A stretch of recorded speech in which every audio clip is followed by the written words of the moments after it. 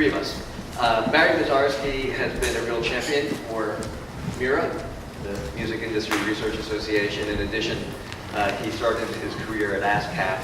He's been involved for more than a quarter of a century as an outside economist advising RIAA and CSAC, and is fond of information on the music industry. He's also a graduate of my alma mater, Cornell.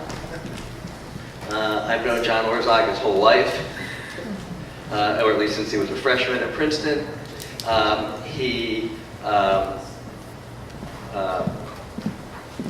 did you do? John graduated from Princeton. He was a Marshall Scholar at Oxford. He worked at the National Economic Council.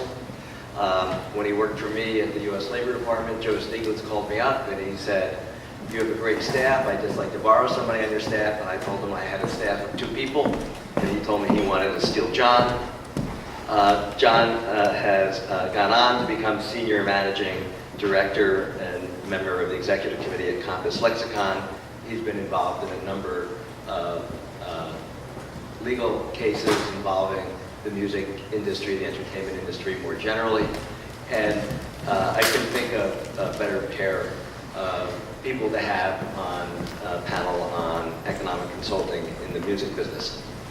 So Barry, I know you wanted me to help you start your slides, so let me see if I can do that.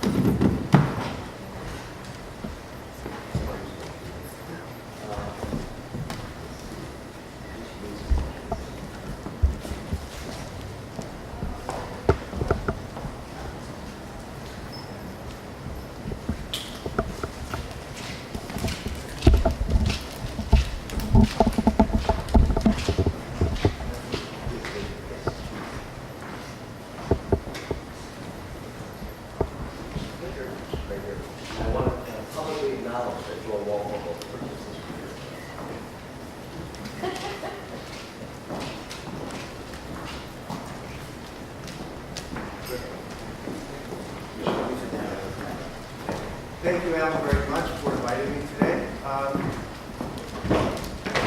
am going to see the 15-minute exercise in civil disobedience.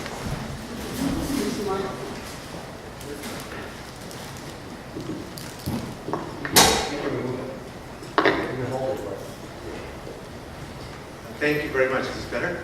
Yes. So we're going to talk about something other than streaming. We're going to change the subject to commercial radio. Commercial radio is by far the largest source of income that is sourced for music publishing revenue. And even though denied by the record companies, it's still, in comparison to streaming, considerably larger. 13,000 radio stations earning over $11 to $12 billion a year, paying an infinitesimally small amount of music licensing fees for the right to perform 2/3 of their operating time as sound recording. We're going to go through the objective exercise of whether that makes sense to a rational economist. We're going to talk a little bit about the importance of music as a format, how it's actually grown in terms of value to the radio industry, while the other form of programming, non-music, which would be sports talk information, has fallen as a result of the changes in eco-structure regarding the internet and social media.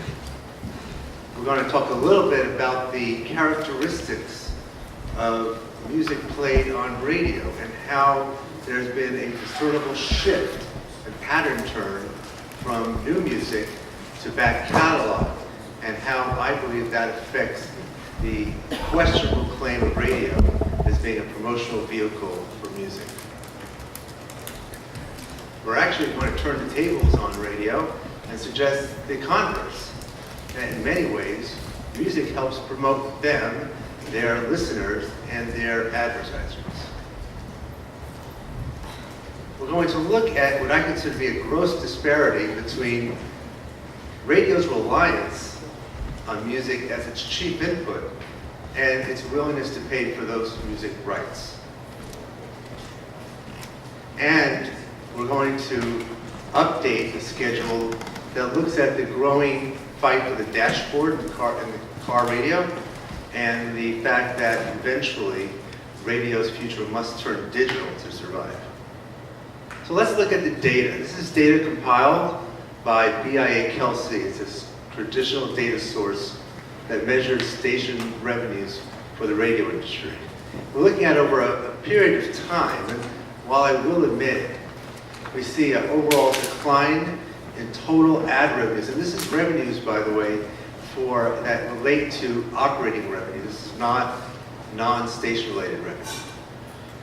So there's a decline of about now $14 billion. But what's really interesting in this statistic, that the decline is being experienced more from that top bar, which is non-music related revenue, than in the blue section. In fact, we feel comfortable to state that nearly 80% of the revenue realized by radio is generated by music formatted radio stations.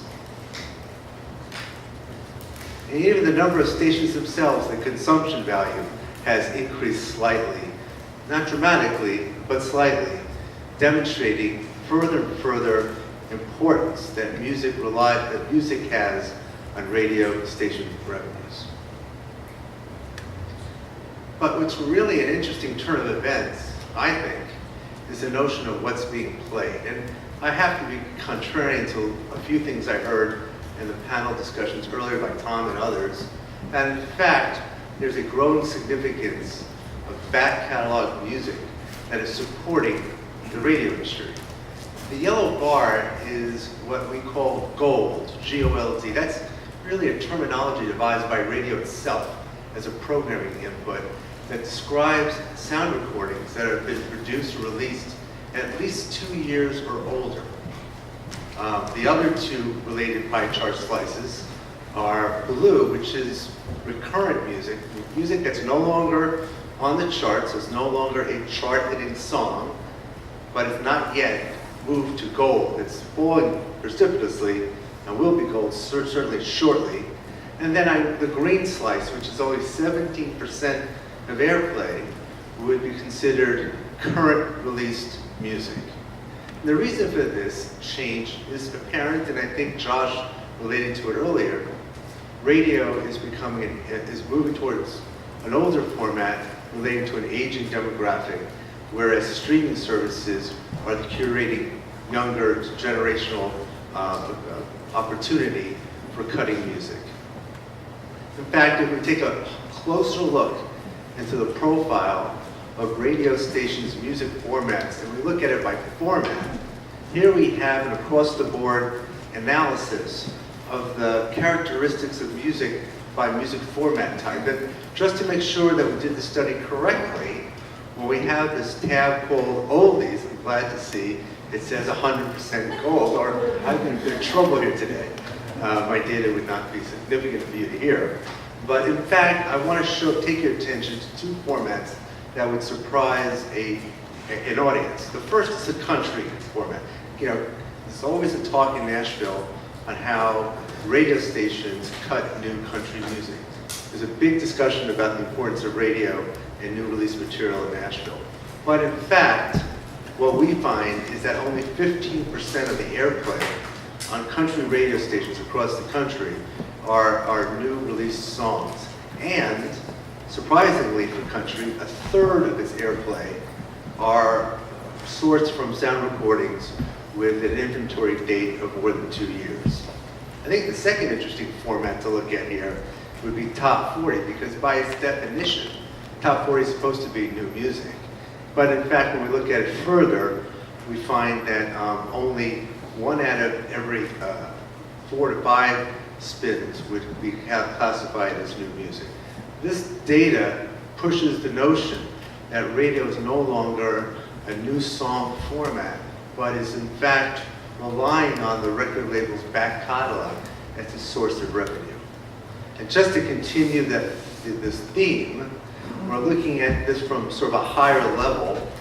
All of the yellow slices of this pie chart relate to the concept of gold, and it represents over 50% of the $10 billion that is generated by music format stations. So we feel pretty comfortable that back catalog is the opportunity center for radio in today's economy. I guess if radio is really promoting music, it's promoting sales. And as Josh has so eloquently explained to us, physical sales are no longer a major factor in the operating value of a record company. So while the radio industry is not responsible for this trend, it certainly can't hold itself high as suggesting that it's continued to promote. And what is growing as quickly as possible, and again, Josh's slide indicates this for us in great detail, is the importance of streaming, but these are competitive notions, streaming and radio. So there's no relationship that I can discern that would justify the exemption that radio has earned based on its belief of promoting new sound recordings. But in fact, maybe the opposite is true. Maybe what we're seeing is the importance of music selling radio. After all, we did a sample of many different station promos, logos, billboards, and so forth. And what's missing from this is the notion of we have the best antenna, or we have the best soda machine. Radio stations promote themselves to the content that they're producing. And here are an example of logos that are set upon that say about music this, and top hit music, and your favorites from the past. Music has become the fulcrum of advertising for radio itself. This is all under the auspices that radio still fails to pay anything for the use of these sound recordings. This is the chart that if I were to ask you to remember the most from this discussion, it would be this one. What we have here are two pie charts side by side. The first was a timing durational exercise where we literally looked at the formats of radio. We did a study of the duration of a song recording on radio, relationship to the formats, and then built this analysis that clearly defines that 2/3 of a typical hour of programming is relatable to the listening of a sound recording. Or as I would say, the primary input programming value for a radio station's enterprise is listening of music. But if we compare this to what radio is willing to spend, when we look at the public file reports of station groups and their operating expenses, only 4% of the operating costs on a typical station, on a normal station, is relatable to the payment of the 2/3 of the programming responsible for music. That 95% bar, the rest of it, it's all salaries, overhead, FCC license, and so forth. But when you think about what radio is doing to capitalize on a marketplace, it's spending very, very little for that content. So then I thought, well, maybe this is the way the world works. Maybe we should look at other marketplaces to see if we see the same relationship between input value and costs, or relatable costs. So we looked at the three markets that we're all talking about here today. The gigantic $10 billion terrestrial music radio market, the $5 billion satellite radio market, and frankly, the $6 billion, not quite as big as radio, streaming music market, to see what the costs related to revenue look like for related and competitive markets. And what we see is a different scenario. While only 3% of revenue is associated with terrestrial music, and by the way, that is only for the payment for the publishing and composition side, paid to ASCAP, BMI, and CSAC. There's nothing in that orange window that relates to the sound recording. But we compare that to satellite music, which is paying 10% on their revenue, or streaming music, which is clearly more equal divider of value to input. So it doesn't seem to me that radio itself has a lot of precedent for being the way that it is.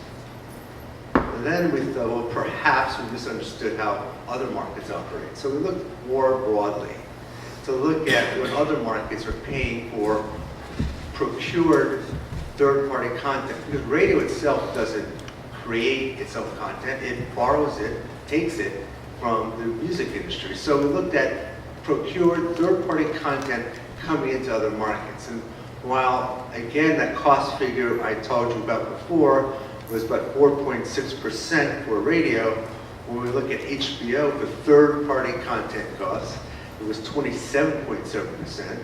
When we looked at it for the theatrical establishments, the AMC theaters, it was 36%.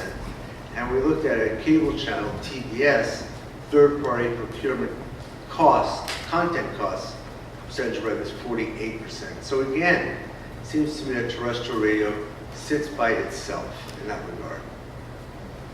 And then finally, the question that comes up is, what's the future of radio in the car? And we did these time-worth studies that looked at data for car model years that are broken into different categories. Cars that are 1999 or earlier, clearly those models are going to turn over soon, the 2000, 2004, and all the way to the more present time. And what you see is there's definitely a lag.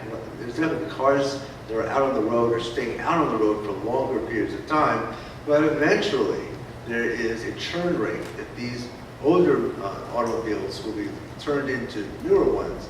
And as newer technologies are adaptable to the newer car models, it's clear that for radio to continue its relationship to the car owner and the dashboard, it's going to have to put to mind a new digital radio economy. And then it will really face the realities of music licensing.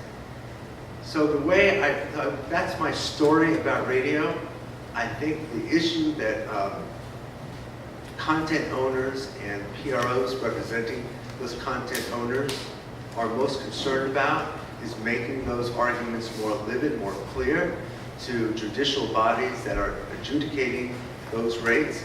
Clearly the rates that have been suffered by ASCAP BMI can't be any longer tolerated by the stability of radio, the importance of music, and after all, the relationship between the input value and the responsibility of paying for that input. Thank you.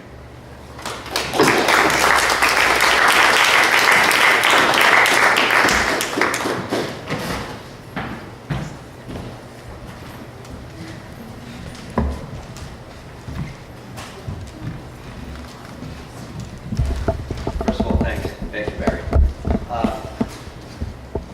To carry on the conversation about radio, John, I know that you have been involved in some of the mergers in the radio industry. Do you want to say a little bit about what's going on the corporate side in radio, and does it look different from the rest of the U.S. economy in terms of increased concentration?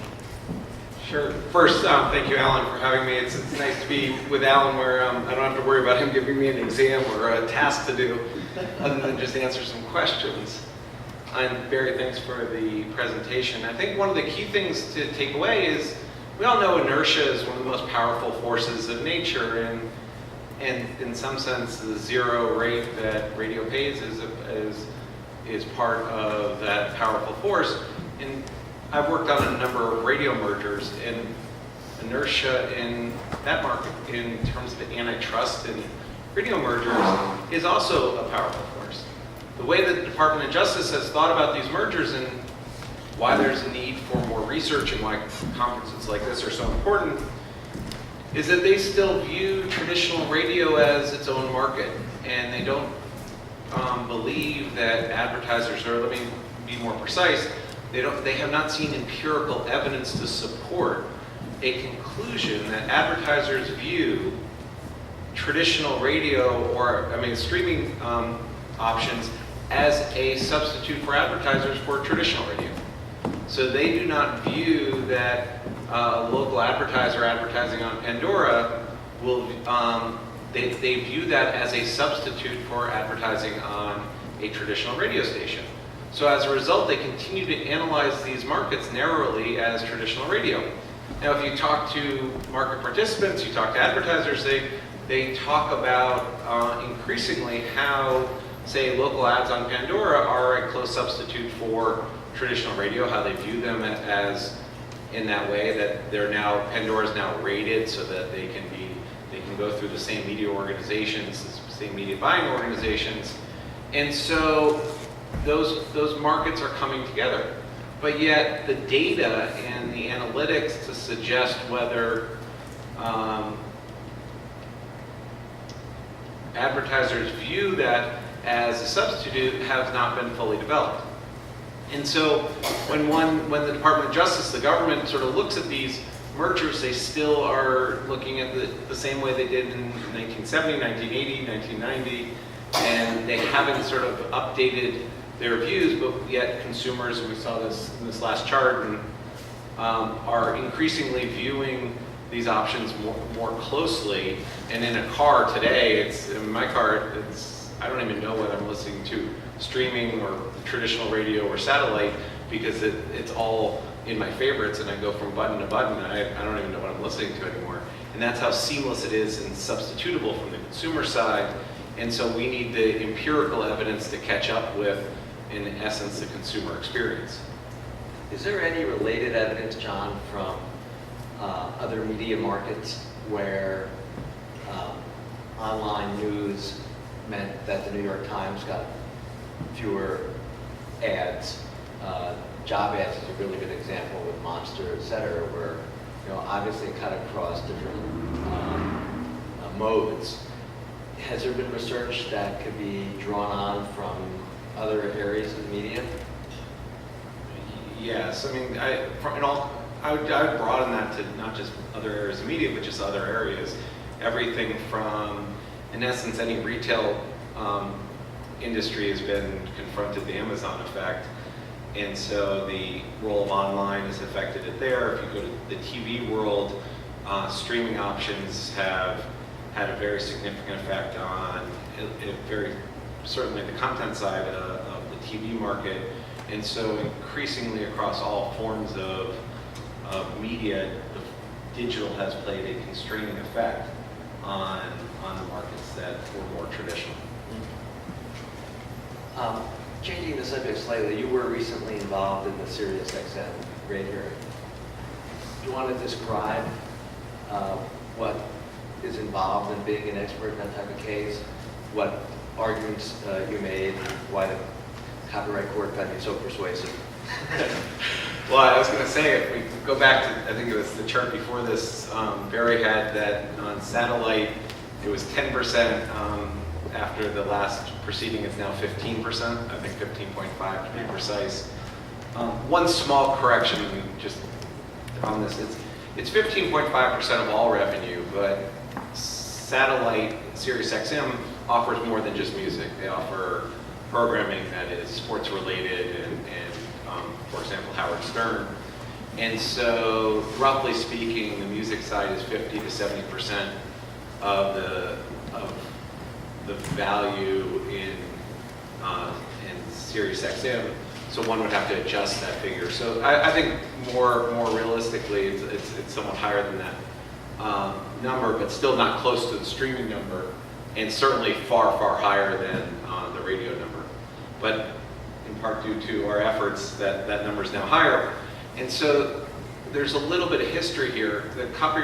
The satellite royalty rate is determined by the Copyright Royalty Board. It's a panel of 3 judges. Thankfully, they've added an economist to the panel. The economist was added as part of the Web 4 proceeding. And Can you say what Web 4 proceeding is? sure, so as part of Web 4, and I wasn't involved in it, but a number of colleagues were, the Copyright Royalty Board set the streaming rate. So what was the rate for any of the streaming services that did not have direct deals? And so that rate was set 2 years ago, I guess it would be. I don't know the precise date. 2 years ago. So there was many who thought they would follow a similar format in the SDARS proceeding, in the proceeding to determine the royalty rate that SiriusXM would pay to musicians and to Sound Exchange technically. And they went a completely different approach, and one that is very economics based, which is fortunate. And they really based it on the idea of opportunity cost. And so if somebody were not listening to SiriusXM, what is the next option that they would listen to? And how much would the musician earn from that next option? And so they based their conclusion in large part on some survey data. And the next option, especially with people having more choices in the car, some people it's zero, the royalty, the radio rate. We can get into the economics of that and how it affects the industry. And for many people, an increasing share, it's streaming. And on streaming, the rate, as we can see, is significantly higher. And so that opportunity cost then drove that decision to increase the historic rate, which had started below 10% and over time has increased. It was close to 11%, and now starting with the new version will be 15.5%. So that economics base of using the concept of opportunity cost, of what the next best alternative is a new approach for the Copyright and Royalty Board. I think was largely driven by the judge who has an economic base in it. And in roughly 2 years' time, there'll be the Web 5 proceeding where the rate for streaming will be determined again by the Copyright Royalty Board. And I think one would reasonably expect that the judges would look to an opportunity cost approach again as the way to go, given that they embraced it in SDARS 3. We talked a little bit before about research that economists could do, other social scientists could do that might be helpful for future decisions by the Copyright Board. Do you want to say a little bit about what research agenda you'd recommend that would be useful? You already started a little bit on substitution between radio and other ad services. Yeah, so too often the cases in the absence in these kind of adversarial proceedings, there'll be surveys that are done by each side, and the survey experts, as I think we know, and Alan, you had a survey research, still have a survey research center in Princeton, know that changes in wording can have big effect on outcomes in surveys. And so oftentimes there'll be two survey experts and they change the wording very slightly, and as a result have very big differences in what the survey results suggest in terms of how consumers view two different options. Well, it's not clear to me why we actually need to have surveys. We actually have real-world evidence of consumer behavior on a daily basis, and yet we don't have great data on how consumers switch regularly between, say, satellite radio, traditional radio, and streaming options. And so if a researcher was really thinking about how can I affect $1 billion worth of money, billions of dollars worth of money, having really sound research on how consumers behave in the car, in their workplace, in their ordinary course of listening to music, between the various options could have a very big effect on the outcome of these rate setting proceedings. And it would mean that it wouldn't be great for the hiring of survey experts, but that's okay because we'll have better outcomes. And that's something that would be really drive, in essence, a more refined and more accurate royalty rate for the music industry going forward. And I guess I'll open it up to both Barry and John from now on, so you both can answer. When a court is presented with evidence that came from Joel Waldfogel or Alan Sorensen or another highly respected economist who might not be involved in the case, they just publish in the Journal of Political Economy because that's what they do. Is that viewed differently? Do they put more weight on it? Is it relevant and just curious from your experience. We're talking about information from the outside or actual testimony from the inside? Information that, suppose a witness refers to a study or puts a lot of weight on a study. I assume that's how it gets introduced, or the lawyer introduces a study that was published in the American Economic Review, not by the witness, and says this supports our case. That doesn't happen? You know, it's funny, that's so contrary to my expectation. Normally you need sponsoring witnesses for all evidentiary purposes. And so the issue that the content owners face is to find those experts that are qualified and desirable to testify on behalf of the research that they've conducted or the writings that they have proposed. I don't know, I'm not a lawyer, others are, but to introduce evidence without the support of an evidentiary witness is difficult. My experience is studies that have been done previously and are in peer-reviewed journals get extra weight because they're outside the adversarial process. And so, just one small anecdote, I testified in a health insurance merger a couple of years ago, and the opposing expert was Aviv Nevo, and we both had these big econometric models, and the big fundamental difference between our two results that came down to an issue of instrumental variables in a very narrow, whose geographic scope, really an esoteric issue. No generalist judge could ever determine who is right, and so he relied largely on the literature, which we were both updating. And half the literature used my approach, and half the literature used his approach. And I think that literature carried a lot of weight in his mind because he didn't have to then. You could then flip a coin. He didn't have to. No, but he didn't have to debate the issue. And I think literature. The nice thing about literature is that so if somebody went out and studied this issue is instead of look, there's still a role for the expert in terms of how the pieces fit together. But relying upon research that had been done previously is a powerful source in these cases, and so I think it would carry extra weight personally. Alan, I'd like to address that. Sure. From also a personal experience. I had a rather interesting experience in Australia, testifying before the Copyright Royalty Board there. And in that environment in Australia, they have what's called the hot tub effect. And that means that the experts from both sides, the radio industry, the recording industry, are asked to appear together in one room, actually at one desk. And they are asked to provide and render testimony and then cross each other as an examination in front of the tribunal. And it's all what they call concurrent testimony.